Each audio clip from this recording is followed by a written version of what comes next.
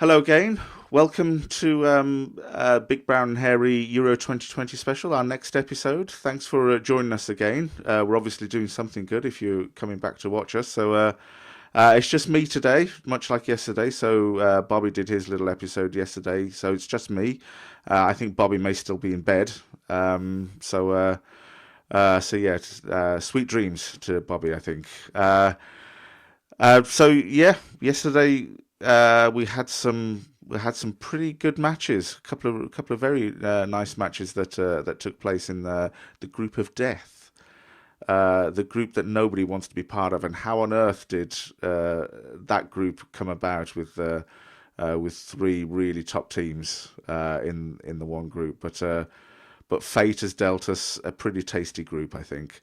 So let's get straight into it. The first match, Portugal-Hungary.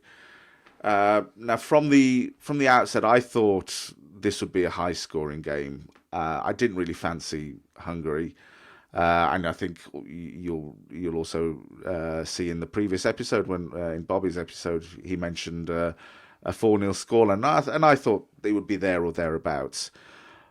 But although it was a 3-0 scoreline, Hungary were in it, weren't they? Really, right up until the 86th minute, they were in it. Was it first game nerves from Portugal? Group of death, knowing that they have to produce a result in every match to be sure. Was it first game nerves from them? I don't know. I still think they look incredibly powerful, and of course with Ronaldo in your team, I think any team with Ronaldo is instantly elevated to another level. But I did get a sense of first game nerves from Portugal, and Hungary. I think were unlucky in the sense that having that goal disallowed. They were in it up until the 86th minute. They could have got a result from this game. A 0-0 draw is a point from the game would have been a result for them. Because I think they've got a fair chance against Germany. I mean, we'll get onto that match next, but I think they've got a decent chance against Germany. The disallowed goal from Hungary, and it's something that's affected this game and the next game as well. These late offside flags, which I don't know about you guys, but it pisses me right off when you have a late offside flag, and I can appreciate for the players as well. They've gone through that whole process of feeding the ball through and getting the end product, getting the goal. They're celebrating, and then all of a sudden, right at the last moment, they turn around and the linesman has got his flag up, and he raises his flag right at the last moment. It's just they have to be more. I think they have to be more decisive with that with the flags, because it's if it is offside, raise your flag, and then it can be dealt with. But to let it go all the way through to a goal and then to take it away, it's deflating, I think. But yeah, it's something that also plagued the second game between Germany and France as well. I just think that it's heartbreaking for the team who don't get awarded the goal, because they've done the hard work for it. Ronaldo, is an absolute phenomenon, isn't he? An absolute phenomenon. At 36 years of age, 36 years and 100 days or something like that, and to still be producing it to that level is absolutely remarkable. I mean, I shudder to think as to what age he's going to get to, and he's going to stop playing, because he can still produce it with all the young players around him. He can still do it now. He can still compete with them, and not just compete with them. He can outcompete them. So in conventional wisdom was always that a professional footballer's life, his career or her career was always there was always a short window So they break into a team in their early 20s, have various sort of moves to different clubs, and then it was always as soon as they hit 30, that's when they've reached their peak, and then they're on the downward spiral, and then towards the sort of early to mid 30s, they then move to a club where they can earn a last sort of a last sort of hurrah and a last sort of wage packet. But he is like a fine wine. He's getting better and better and better, and he like all the true greats, not just in football but in other sports, in other walks of life as well. They reinvent themselves, and from going from the wing to a striker, he's now reinvented himself into really like a fox in the box. He realizes that maybe even advanced age, he can't compete with the gut busting runs that he did previously on a regular basis. So he's now reinvented himself into like a bit of a fox in the box, which is just phenomenal with his size and his power to be able to do that as well. Is just unbelievable. And he's absolute phenomenon, a physical specimen as well, a model of how to approach your life as a professional footballer, and he epitomizes that saying that talent can only get you so far. Even with world-class talent, you have to apply yourself. And he applies himself in every training session. He wants to be the best. He drags out performances from his teammates at wherever he's played. Just an absolute phenomenon. Separate issue. But for me, if it was a toss-up between Ronaldo and Messi in my team, I'd go Ronaldo. Each and every time, I'd go Ronaldo.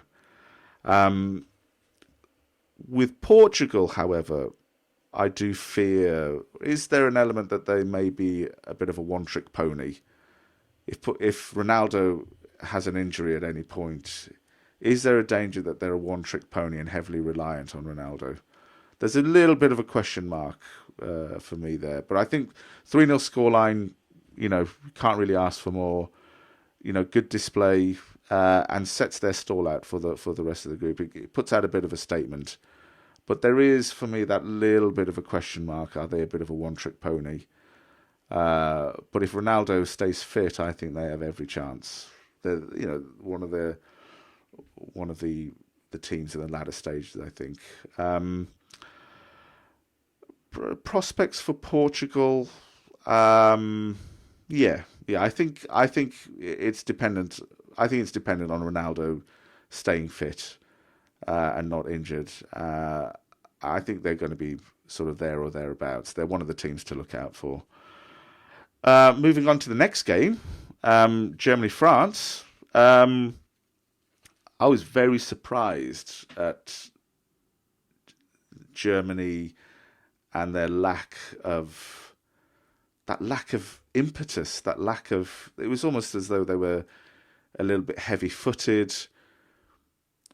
And of course they were my, in the first, if you remember back in the first episode of these Euro 2020 specials that we're doing, they were my pick for winning the whole thing, going the whole all the way and taking the glory right at the end, winning the whole shebang.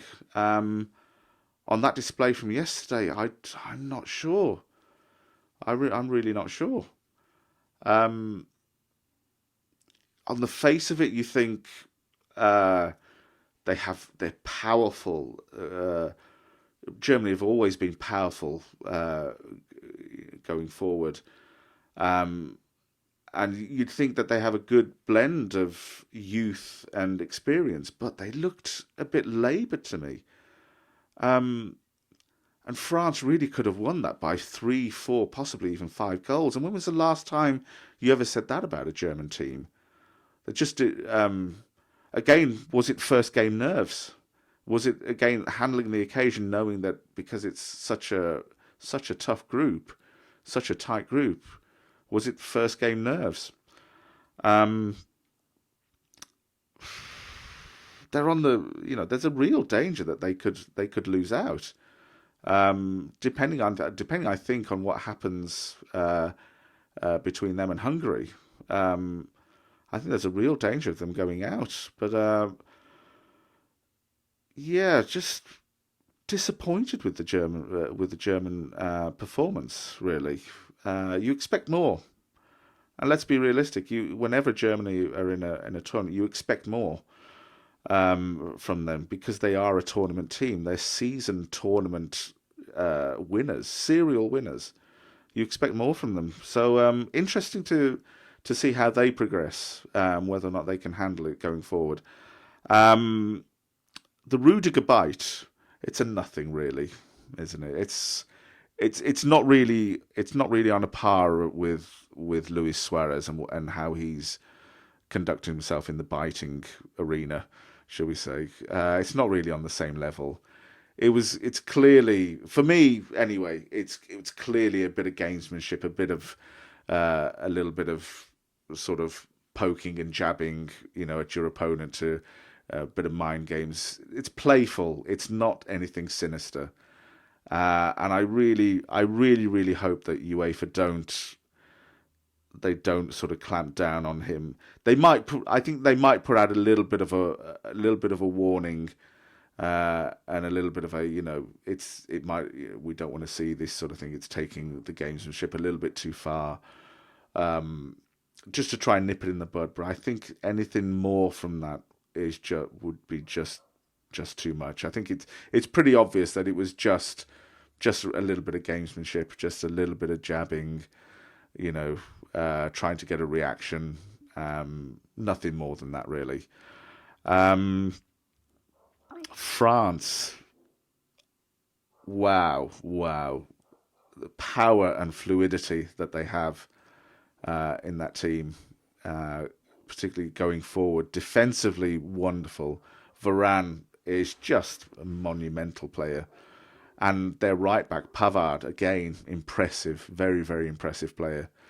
But their power and fluidity going forward and pace, again, both Bobby and I we were questioning whether or not there's going to be infighting in the French team, and whether or not that was going to unsettle them. I just don't see it. I don't see it at all. They turned up for the game. There were no real nerves that I could see. Just very, very impressive. Very impressive, actually. Let's see how things go. I don't want to get too carried away. As you probably may have gathered, Bobby's the more excitable character. I'm the more sort of pragmatic, take things one step at a time kind of character. So I don't want to get too carried away. But they were very, very impressive. And I have to say, Mbappe's disallowed goal, the offside, yet again another offside ruling and a late flag, but his disallowed goal and his finish, just incredible. What a goal that was, or if it had been counted, that is, but what a finish that was. It reminded me a lot of Ronaldinho, actually, sort of trying to the minutest of spaces to try and bend it round into the far corner. It reminded me a lot of Ronaldinho, and yeah, what a player. So France, could have won by 3 or 4. It was, in the end, it was easy for them, really. And again, those late offside flags. I hope it's not something that ends up being talked about too much in the tournament, with these late offside flags. But because certainly for me, they piss me off, and I don't even have a competitive spirit in that respect. So for those guys out there on the pitch, I think, I think it can be a bit. I really hope it's not something that affects the tournament too much. France are the team to beat, I think, in that group, and possibly even the tournament. Team to beat. So, that's my roundup of the two games. let's quickly put that to one side and look at the forthcoming games that are going to be taking place today. Again, some compelling games. First game that's coming up is Finland Russia. For me, based on what happened in the first round of games, for me that's got a draw written all over it. 1-1 draw, I think. I think Finland benefited a lot from the unfortunate events of the first game with Denmark, and Russia. I think those two teams are on a par. I think there's a bit of local rivalry there as well between the two countries, being so close to each other and sharing a border, of course. But I think that's got a 1-1 draw written all over it. Wales Turkey. That for me is a really, really compelling game, and it could go either way, that game. But my pick for that, I think, is Turkey. I still think. I mean, I predicted that they would give Italy a good game in their first match, but they didn't, unfortunately. But I still think that they're a well organised team. I think they could potentially beat Wales in that game. I'm sorry to any Welsh supporters out there, Welsh fans, but I genuinely think that they could dish out a bit of a maybe a 1-0 scoreline, something like that. A tight win for Turkey, I think. Italy Switzerland for me is a bit more clear cut because I think Italy are one of the teams to beat in the tournament. So for me, Italy Switzerland, I think 2-0 to Italy. Again, wonderful team. Italy have got great balance of youth and experience. Mancini has assembled a very well balanced squad there, I think, and they're going to take some beating by any team out there. But I think they've got the measure of Switzerland in this match. I think 2-0. I don't think any more than that. 2-0, I think, would be a fair scoreline between those two teams. And yeah, those are my predictions for this the second round of games within the group stages. Who misses out in the tournament? The first look at who could potentially miss out going through, because of course top two teams from each group, and then the four best third place teams go through. Who's in danger of missing out? Is it too early to call it? I think we can safely say that North Macedonia aren't. I don't think they'll go through. There's a real chance that Scotland won't make it. Apologies, Scottish fans. But yeah, I think there's a real chance that it may not happen. I think it depends a lot on what happens in the England game, and it could be something that really G's them up and they turn up for it. And although England have a very powerful midfield, it could be a bit of a leveler. So it depends on that, I think. But yeah, I think the other groups are a bit tight to call at the moment. I think it may be best to wait for the second round of games in the group stages to take place before that really starts to take shape. But yeah, but North Macedonia, I think for definite, I don't think they're going through. So yeah, let us know what you think. There's a fair few opinions there that I've shared. I'd love to know what you guys think as well. It'd be wonderful if you could share your thoughts with us, share your opinions, share, if you've got anything to argue with us about. If you think we're talking absolute shite, then please share your thoughts with us. So, like our YouTube page, please give us a like, give us subscribe to our page, hit the bell icon, of course, and of course our podcast itself. You can find us on Amazon, I believe, Google podcast as well. It's going out to all formats, so please follow us, support us, and let us know what you think. And next episode will be Bobby. So thanks for joining us. Take care. Bye bye.